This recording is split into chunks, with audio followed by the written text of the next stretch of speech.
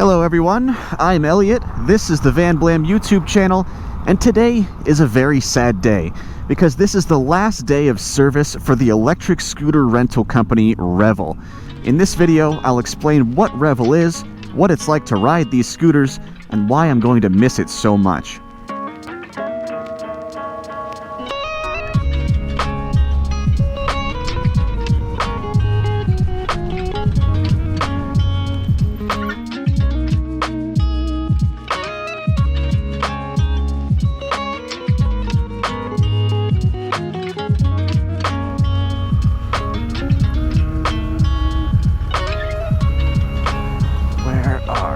There you are.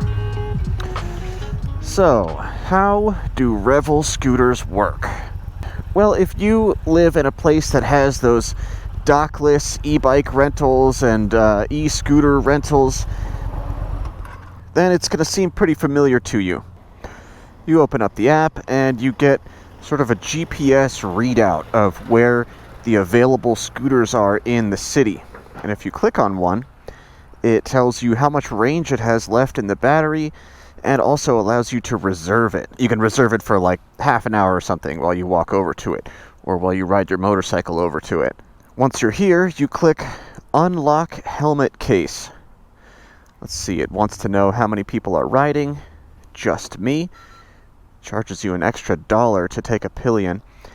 And now the case here on the back is unlocked. I unlock it, and you find 2 helmets inside. They come in 2 different sizes, and it's kind of random which 2 are in any given case. Looks like here we have an XXL and a medium. Neither of which are my size, but fortunately I'm wearing my own helmet today.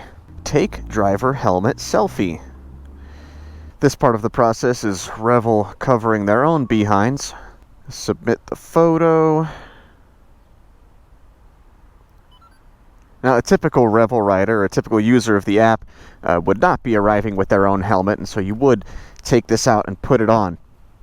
And yes, that means you are sharing your helmet with whoever else has used this bike within the last couple days. According to Revel, they go around and clean out all the helmets, like sanitize them.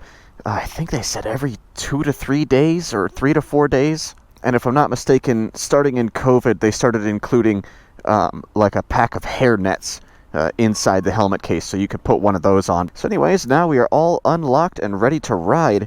Gonna get down off the center stand. This one has seen better days. But yeah, since this is an all-electric scooter, the ignition switch is really just kind of a toggle on. You can see I pressed it, and now a little light just turned on that says ready. And away we go.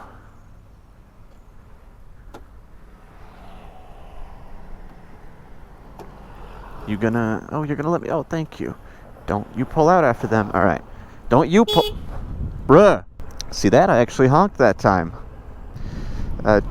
Come on.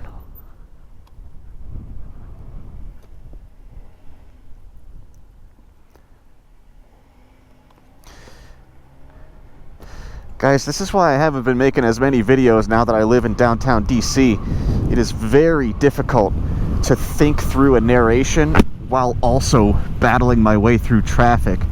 So riding one of these is so different from a traditional gas motorcycle that I almost don't even know where to start. It's a traditional scooter design, as you can see. Think Vespa, Honda Ruckus. You know, you step through it, which is much appreciated on a chilly day like today. It kind of blocks some of the wind from hitting your legs. Other big difference, you can probably hear that now. The turn signal gives you an audible indication that it is on. Something sorely missing from most traditional motorcycles, but I think that's actually common on scooters.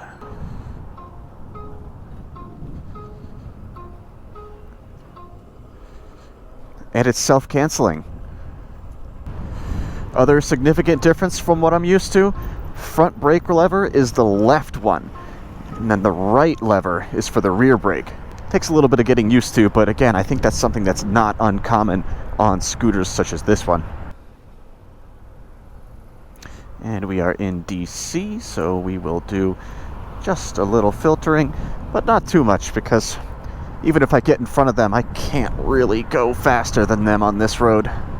So the biggest difference between one of these Revel scooters and your traditional motorcycle is, of course, that these are electric. They're made by a company called, and no matter how I pronounce it, someone's going to tell me it's wrong, but it's spelled NIU. Power-wise, I think they're roughly equivalent to like a 125cc scooter, but Revel limits them to a top speed of like 30 or 32.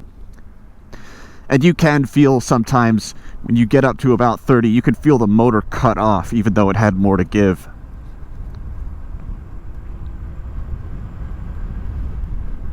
Acceleration is not exactly hair-raising, but stop sign to stop sign like this, it's not so slow that you are a danger to yourself or anyone else.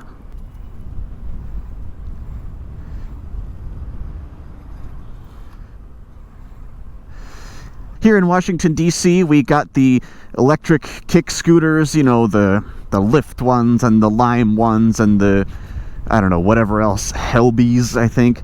We got those in 2019, and they took over very quickly. Yes, you know, they came with some downsides. People leave them all over the place. Children rent them out and terrorize people on them. Drunk idiots hurt themselves on them. But overall, I think they were a net positive, and they were a big improvement service-wise over something like this, Capital Bike Share, which relies on fixed docking points that oftentimes are empty when you need a bike or full when you need to park one. Not long after, our city saw the introduction of the Revel scooters. Uh-oh. Alright, we could barely maintain 15 miles an hour uphill. The battery is now at 18%. We are probably down a couple ponies. I better start heading back to where I started, otherwise I'm going to be walking a long way back to my Triumph. But anyways, Revel started in New York City with a fleet of 1,000 scooters, and then they eventually opened up in DC with a fleet of 400. I'm sure there are a lot less than 400 now, because people do tend to crash these things. You know, with the kick scooters like the Limes and stuff, a lot of these are being used by people who grew up in the 90s riding Razor scooters, so that was very familiar. But with a Revel, I mean, a lot of the people getting on here are going to be folks who have zero motorcycling experience. Yeah, these aren't very powerful, they don't have a lot of torque, but since they're electric, they deliver it all instantly. And for somebody who doesn't know what they're doing, that could easily catch them off guard. Revel does offer training sessions. Once you sign up for the app, you know, you've submitted your driver's license, you've gotten approved to use the scooters, you can travel to their local headquarters and take a 30-minute lesson in a parking lot for free. I think that should not just be an option, that should be a requirement for using the app. There have been some fatalities on Revel scooters, some of which caused them to pause their service in New York City for a period of time. And I think some of those could have been prevented if formal training was a requirement of using the app. But as someone with several years of motorcycling experience, I took to the Revel scooters pretty quickly. And you may wonder why. Why would someone who has their own motorcycle choose to use this cheap rental scooter service? And the truth is, I don't use it that often. It's not like, a way that I get around the city. But there's just a lot of occasions where, like, I've been out and about at night, I'm trying to get home, Ubers are really expensive, I'm not near a metro station, or maybe the metro is even closed. But there happens to be a Revel nearby, and it's just so convenient to hop on and get myself home without having to rely on somebody else. More than once, Coda and I have been at a Nats game that let out, and it is a nightmare trying to get home from there. The metro system just cannot handle the volume of people, and Ubers cost a fortune, and that's after you wait an hour for them to crawl through traffic and get to you. More than once, we've come out of a game, looked at the Revel app, hey, there's one 2 blocks away. We hop on and ride home, and we're home in 20 minutes to the tune of $11. It's awesome.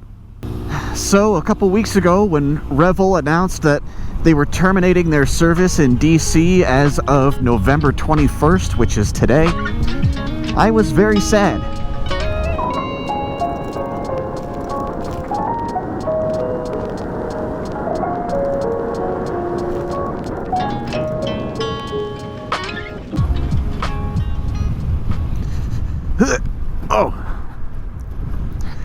suspension's not bad, actually. Especially when you consider how tiny these wheels are. The other reason I'm gonna miss this service is because, honestly, these things are kind of fun to ride. And I think that scooters such as this one are one of the ideal applications of electric vehicle technology, at least in the two-wheeled world. The smaller and lighter a motorcycle is, the less it suffers from the drawbacks of electrification, and the more it benefits from its strengths. You know, range is of course the biggest concern when you have a tiny electric battery, but on a vehicle like this, just running around town, maybe going to work, maybe getting groceries, you probably won't do more than 50 miles on any given day. So now I'm parking with 13% battery left. On a normal day, a Revel service member would drive around town at night and hot swap all the batteries from scooters that were at a low charge. No need to collect them and take them home and charge them up like you see people doing with the kick scooters. So now we've arrived at our destination, which happens to be right back where we started, and we will close out our ride in the Revel app. End ride. Did I check signs? Am I allowed to park here? Yes, I am, although that doesn't stop people from just putting these things all over the sidewalk. Alright, so I rode for 28 minutes, and it cost me $14.65, and that's a much longer ride than one would probably typically take on a Revel. And that's it. Oh, normally it asks me to take a photo of where I parked, but I guess this time it just took my word for it. You'd also normally have to put your helmet back in the case, of course, but I brought my own today. I am probably the first person ever to ride a Revel scooter in full gear. Why did I park it right in the shadow of this pole? I know. I'm trying to get B-roll of this thing. I parked it right in the shadow of a pole, and now I've ended my ride, so the anti-theft is preventing me from moving it. The Revel scooter service will continue to operate in New York City as well as San Francisco, but starting tomorrow, no more Revels in DC. Thanks for watching, everybody, and thank you, Revel. Perhaps we'll meet again in another city.